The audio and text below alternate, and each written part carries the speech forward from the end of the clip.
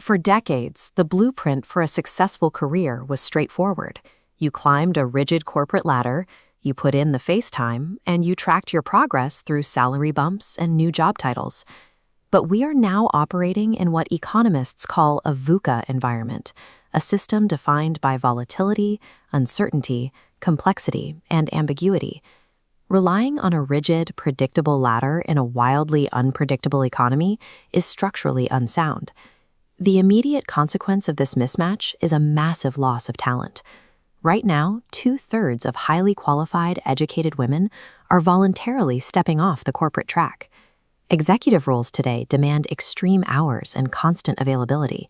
If you are also the primary caregiver in your household, meeting those professional expectations is mathematically impossible.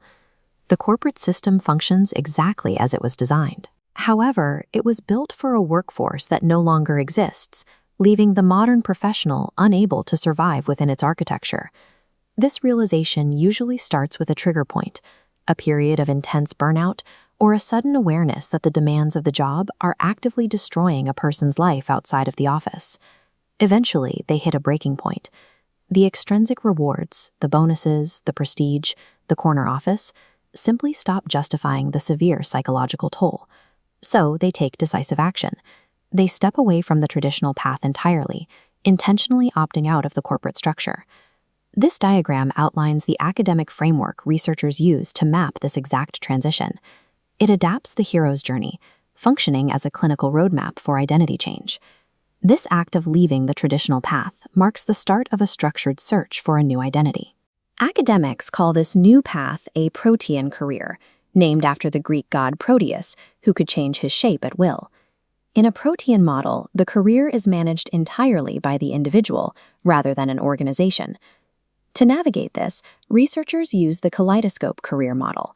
It explains how individuals continuously shift personal success metrics. In early stages, the primary driver is challenge, acquiring skills and climbing ranks. But as life circumstances change, often with children, they ruthlessly reprioritize. Balance overtakes advancement. In a Protean career, success ceases to be a static destination. It becomes a fluid, constantly rotating set of personal values.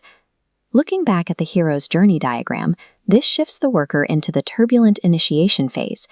Anthropologists call this the liminal stage, the messy in-between. Workers start experimenting. They test out freelance projects, negotiate reduced hours, or pivot into completely unrelated fields, like teaching or coaching. It's a phase characterized by an intense psychological push and pull. The individual faces frequent moments of doubt and steep financial trade-offs to maintain their new lifestyle. This graph tracks the long-term trajectories of people who take this path. Despite the chaos of the trials, the data proves this journey is rarely a downward spiral. Instead, it follows a progressive, upwardly cyclical evolution. The hardest trial they endure isn't the loss of income. It's the deep psychological work required to untangle their self-worth from their former corporate title. This brings us to the final stage of the diagram, the return. The reward they bring back with them is what psychologists call psychological success. They achieve an internal alignment with their core values, securing a deep sense of satisfaction, even if their new path comes with a much lower salary. This reveals a fascinating outcome known as the Protean paradox. These workers abandon traditional careers for purely personal, self-interested reasons. Yet by doing so, they inadvertently developed the exact traits the modern economy requires. Having navigated the chaos of career change on their own, their forged self-direction and extreme adaptability turn them into highly valuable assets for organizations trying to survive rapid market shifts. As the pool of independent, adaptable talent grows, the leverage shifts. Large firms increasingly depend on these external experts to navigate the very volatility they originally tried to escape.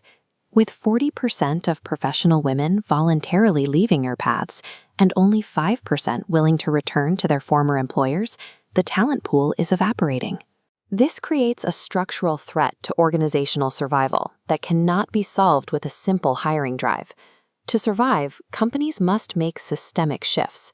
First, they have to abandon the obsession with physical face time and adopt a results-only work environment where employees have total control over their time as long as they meet their objectives.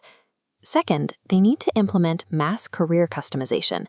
This allows employees to dial their workload and pace up or down depending on their current life stage, without facing a permanent career penalty. Organizations that replace the rigid ladder with a customizable, shape-shifting journey gain a competitive advantage in attracting the only resource that can actually navigate a VUCA world: human adaptability.